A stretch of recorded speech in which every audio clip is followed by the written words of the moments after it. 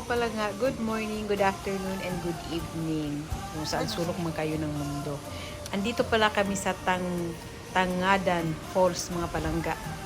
This time, yung asawa ko ang nag-video sa akin kasi ang tawag niya, nauna kasi ako, yung nasa unahan ko, yun yung guide. Ngayon sabi niya, gusto mo nag-offer kay Raro, nag-offer sa akin na siya daw mag-video sa akin. Kaya yan. Pababa na kami yan, mga palangga, papuntang falls. Andiyan na kami talaga mismo. Kakaiba siya kasi hindi namin siya nilakad. Naghabal-habal kami papunta dyan. At ang habal-habal pala nila, mga palangga, ay 400 ang bayad back and forth. O sa aantayin ka ng habal-habal. Tapos yung guide, obligatory po siya na may guide kayo. Kaya yung guide, ang bayad namin sa guide ay 700. Tapos, nag-register din kami, katulad ng ginawa namin sa Sagada, nag-register muna kami at 100 naman ang aming binayaran. Parang permit na makapasyal kami dyan sa Tangadan Falls. Ayan. Tapos, medyo kami ang nauna na grupo dyan papunta. Kaya, konti lang ang mga tao. Tapos, medyo po siya, mga palangga, mga 1 hour na naghabal-habal. Tapos, dinrap kami sa may bukana at yan, nilakad na lang namin pababa. Pababa, walang problema kasi hindi kahingalin. Pero, pagkaakyat namin, pag-uwian na, Diyos mio, parang hindi na ako makahinga niyan kasi sobrang taas ng aming inakyat. Pero, bueno, it's good for the heart, sabi nila. Kaya yan po ang aming tour for today. Nag-tricycle lang kami papunta sa ata yan sa San Gabriel. San Gabriel ang Tangadan Falls. Grabe, hindi kami masyado nagpicture diyan kasi ang gusto namin ma-enjoy ang nature. Kaya isang photo lang ata ang kinuha ng sa amin, ng guide, ng giya, tsaka isang video, yung parang human drone. Ayan. At sa nakikita niyo, mga palangga, grabe ang taas na paligiran siya ng bundok at medyo kami pa lang ang tao. Kaya siguro hindi kami umabot ng isang oras dyan. Lalagyan na pagkatapos. Yeah.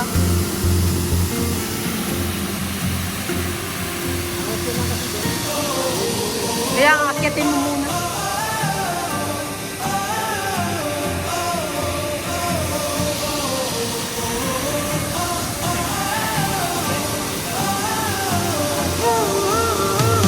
Yeah.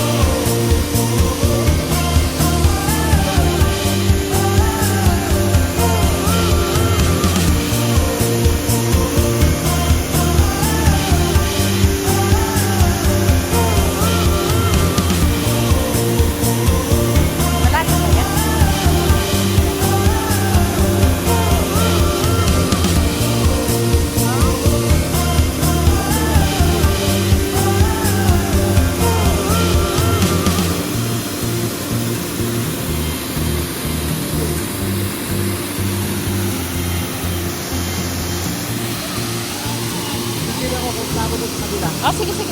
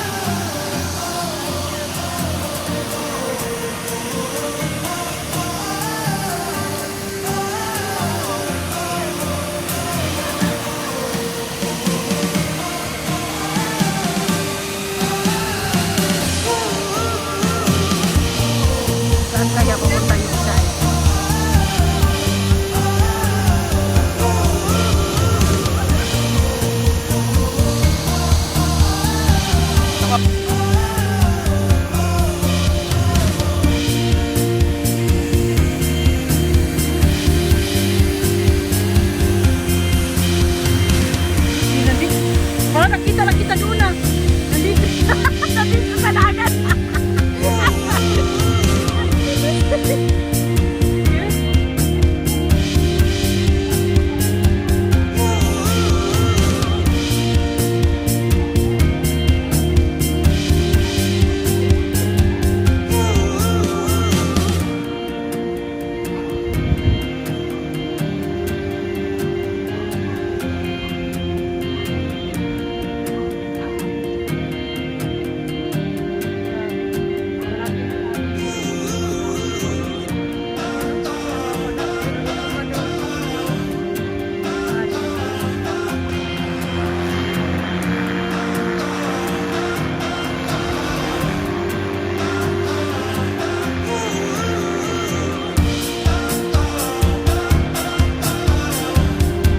Ayan mga palangga, tapusin ko yung vlog ko for today.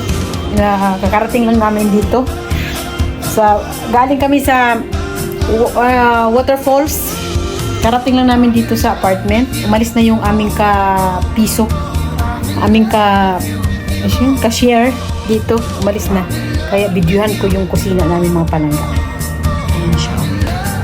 Kasi ako na lang dito eh.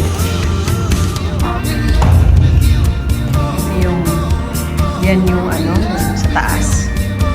Bali yung occupied lang nila itong kusina.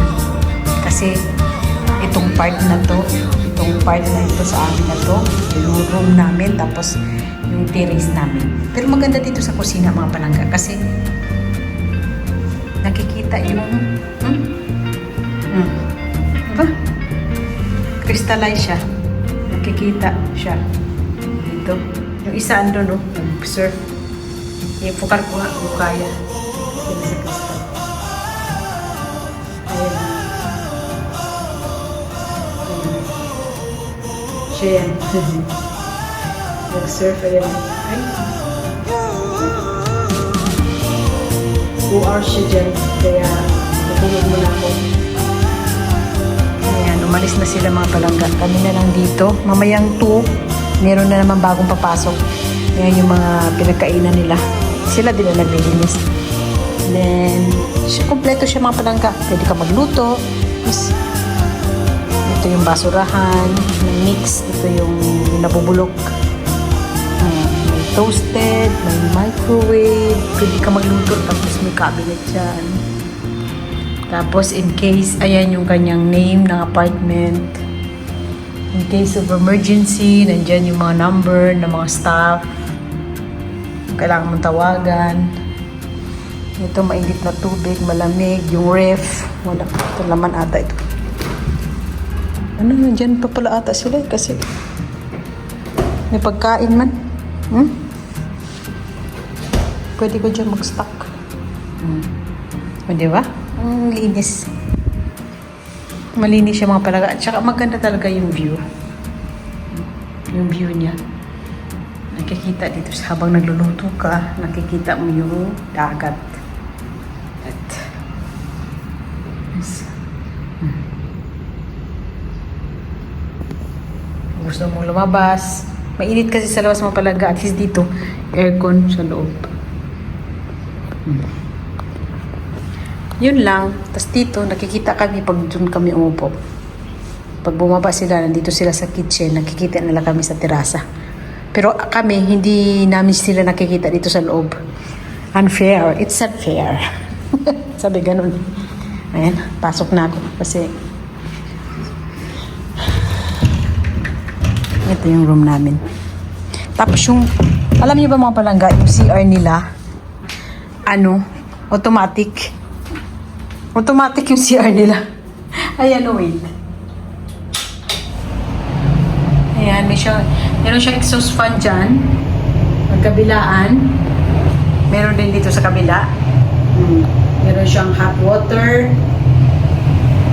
Meron din maligo ka ng nakatabo. Kung gusto mo ng malamig, kung gusto mo ng hot, kailangan sa shower ka. Then, ito yung kanilang automatic. Pag umupo ka, mainit. Mainit siya dito.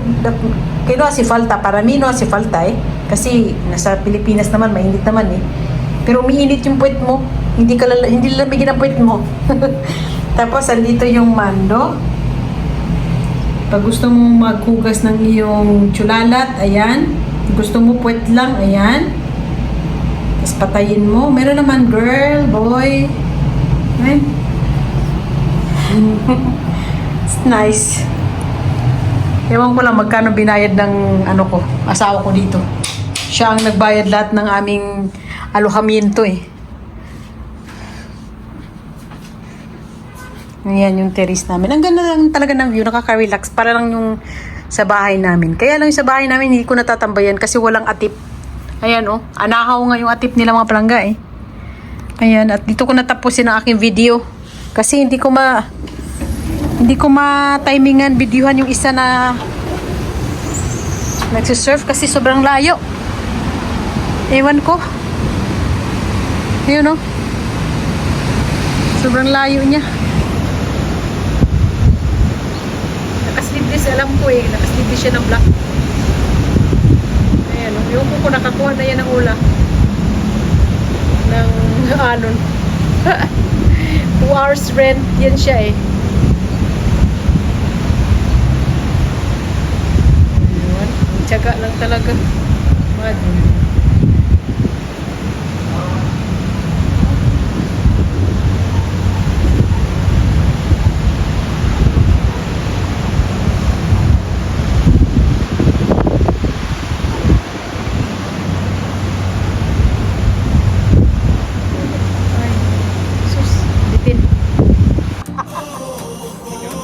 Sino sa kitiri ako na sisig, pansit. Oh my God. Ay, ngayat ta. Tiniamre. Claro, sin desayuno. Sa idwalagwa, sin desayuno.